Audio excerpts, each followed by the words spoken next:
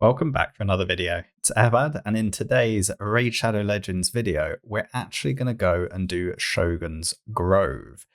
I'm going to start this by just showing the team. I'm going to, do the battle once. I'll show the exact stats and AI setup I have. And then I'm going to talk a little bit about what I've learned, basically, from building the team. And I'll probably go back and play it at one speed and talk through why things are where they are and some of the pitfalls. I did originally set up this team with slightly different speed tunes, and it looked like it was fine. It looked like it was going to be 100%, but it wasn't quite.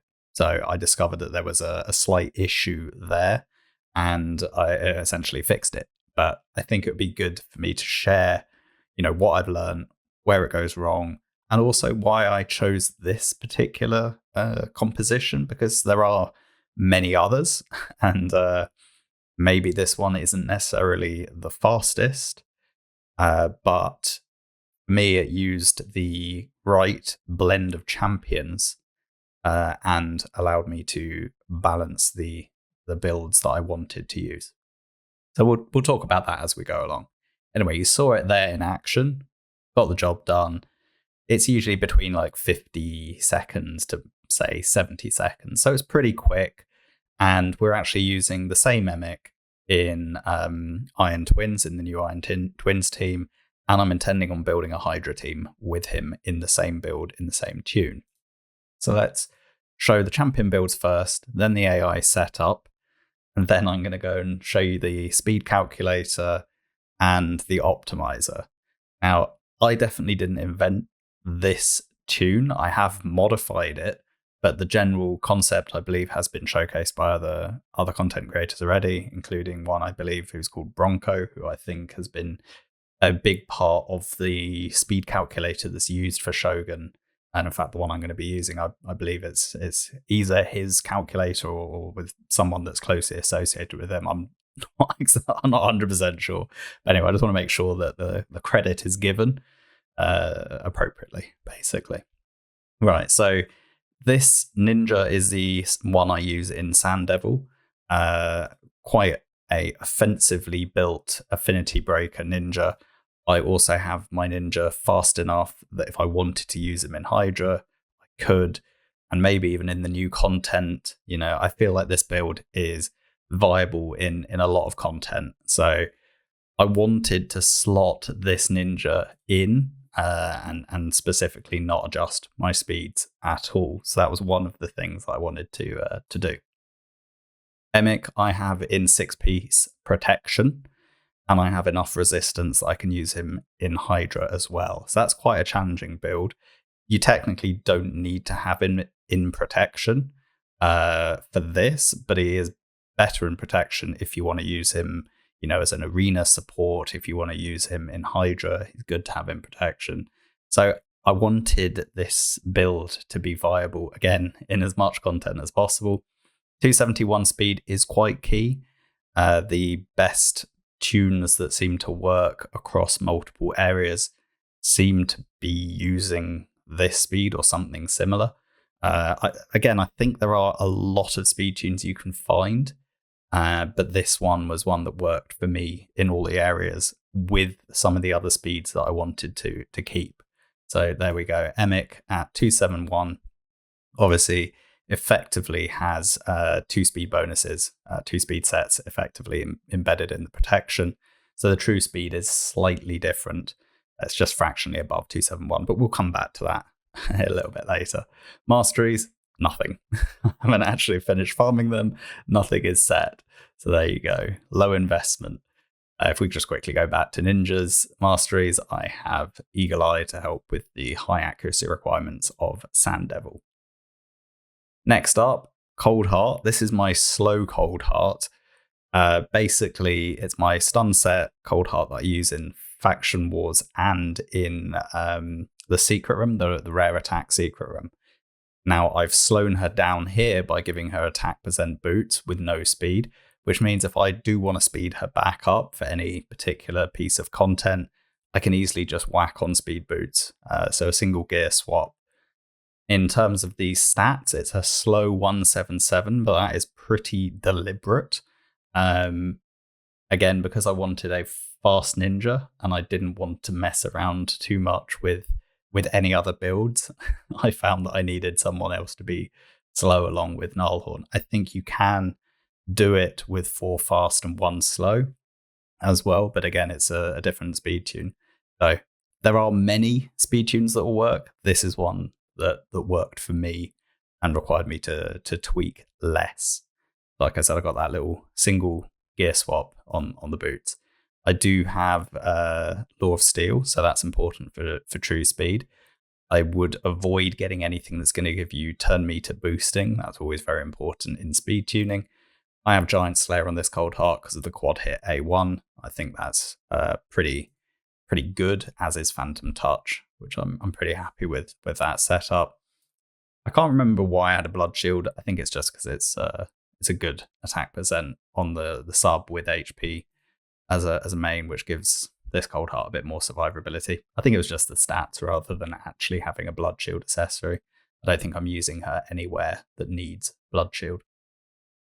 Then Painkeeper, I have in Toxic. This is in fact my Bat Eater Painkeeper. That was another thing I wanted to make sure in the speed tune I ran, that I could use the same Painkeeper in Bat Eater, Shogun, and in fact I'm using this Painkeeper in Iron Twins as well. So this build works in all 3 areas.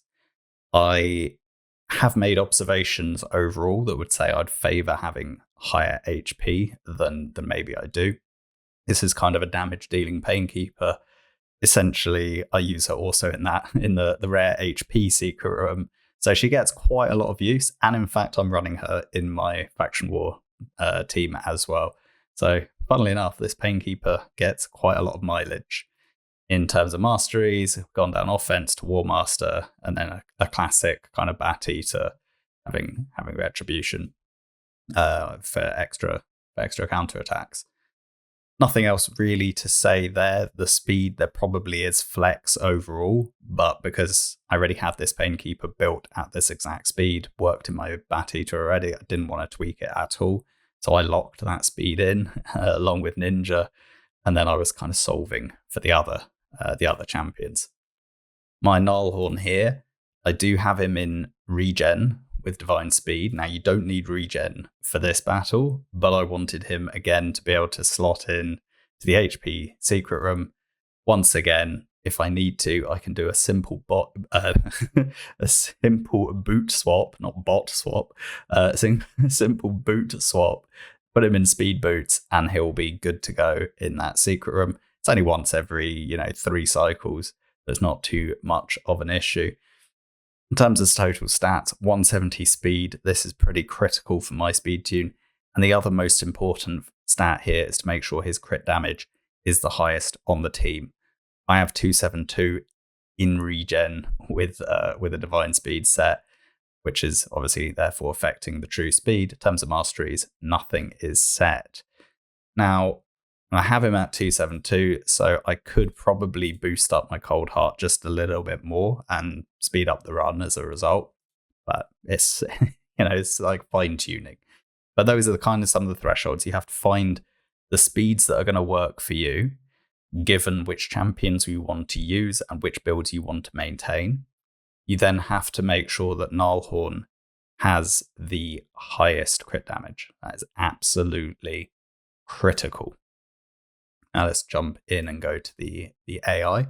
Actually, before I do, let me get this monthly energy, which we'll need for me to be able to run some more battles during this video. It's getting me nothing. There's no crossover. It's not even during CVC. I was meant to do this video during CVC to at least get those bonus points. Inefficiency, don't do it. Do as I say, not as I do. Right, Nullhorn opens with the A3. You could have the A2 as secondary priority. The A3 has to be primary, has to be priority set number 1.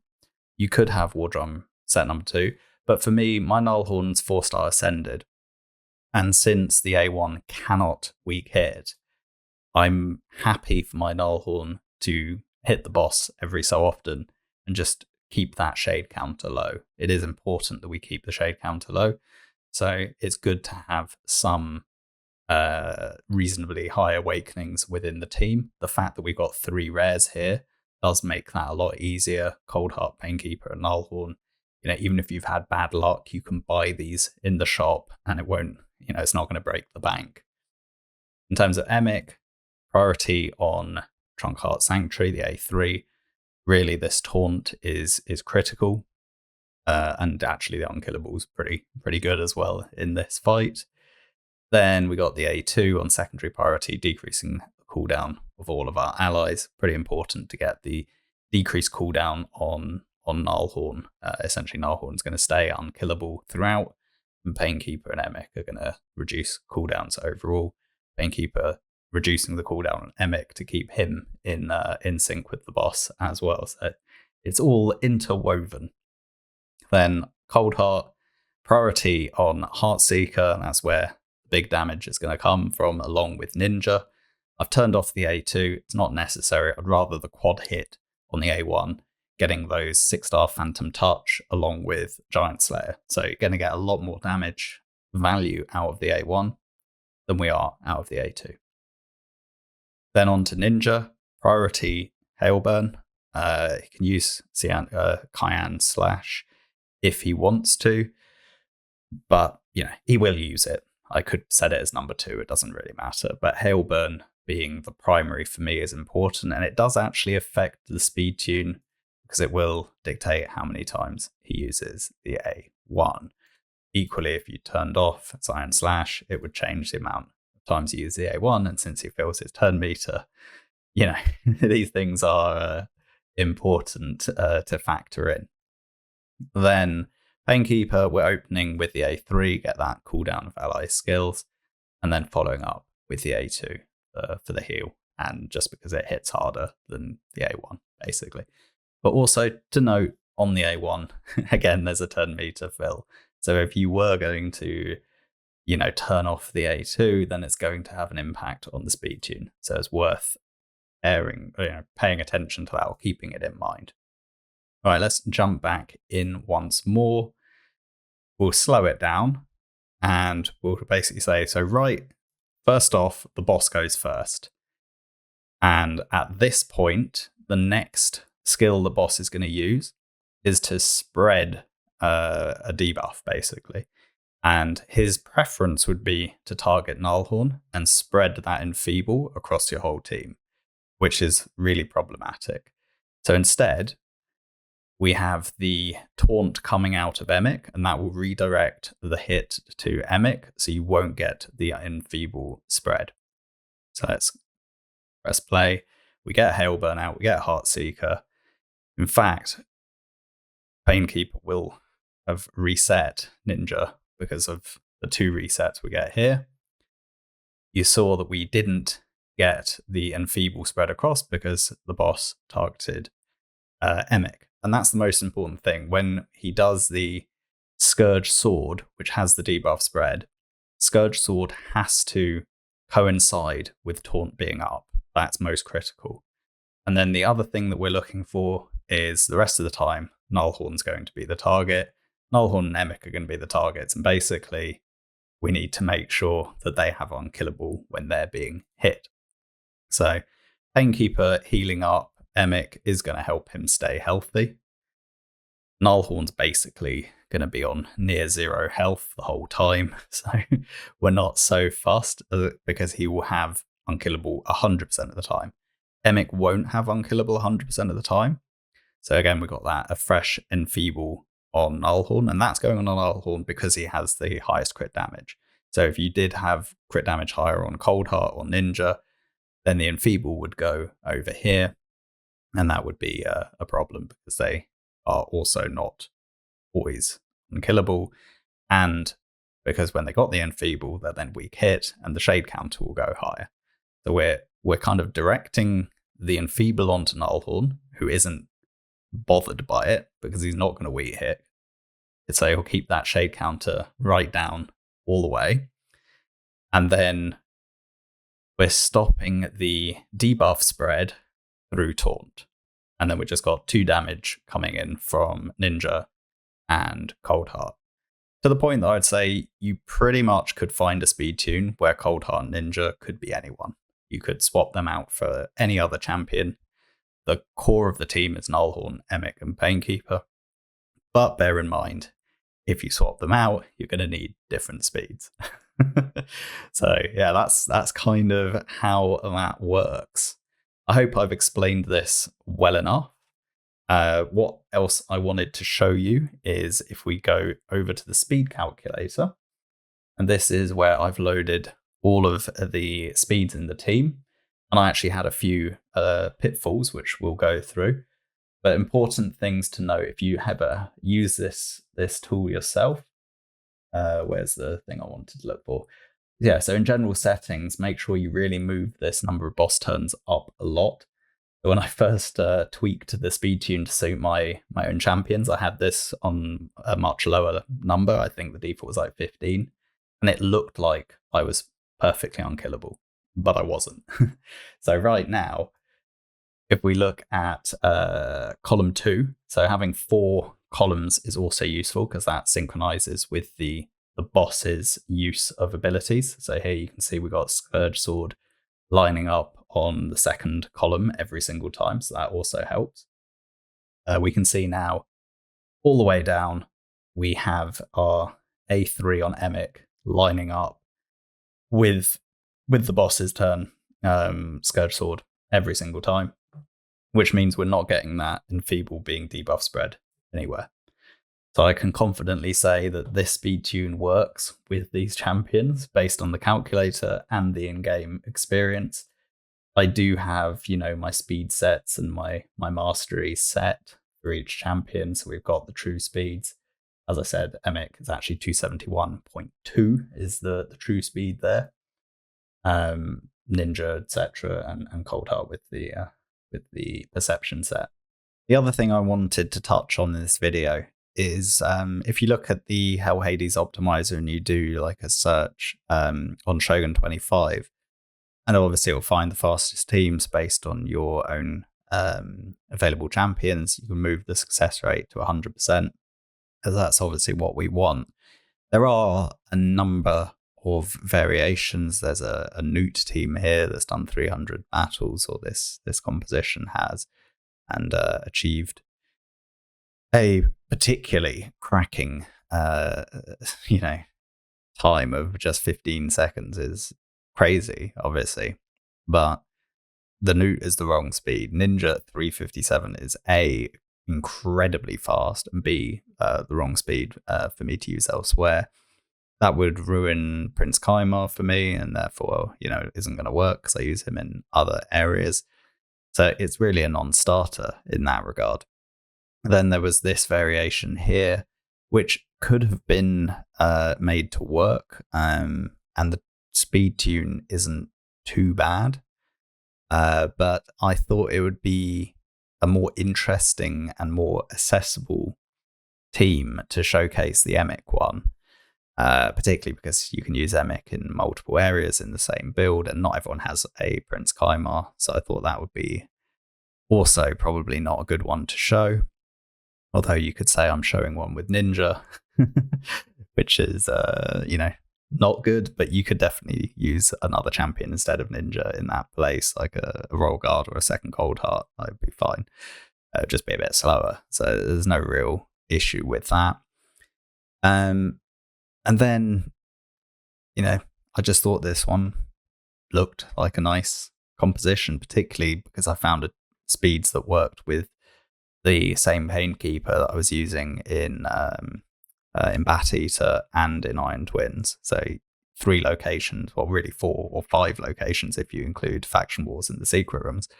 So a lot of multi-use on the Painkeeper, multi-use for Emic, multi-use for Ninja, and even multi-use for Cold Heart and Nullhorn. So it's quite a nice little balance just with those boot swaps on the 2 slow champions.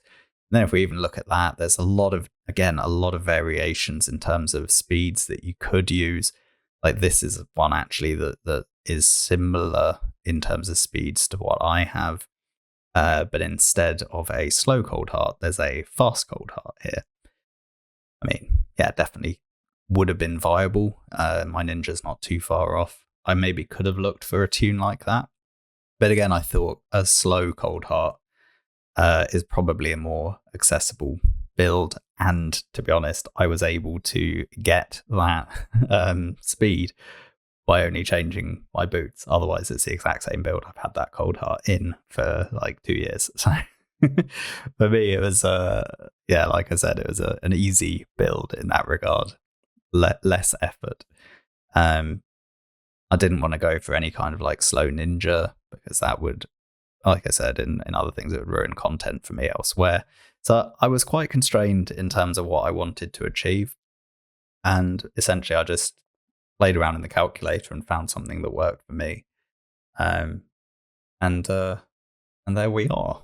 And hopefully, that will be a good overall guide, and you'll have enjoyed watching it.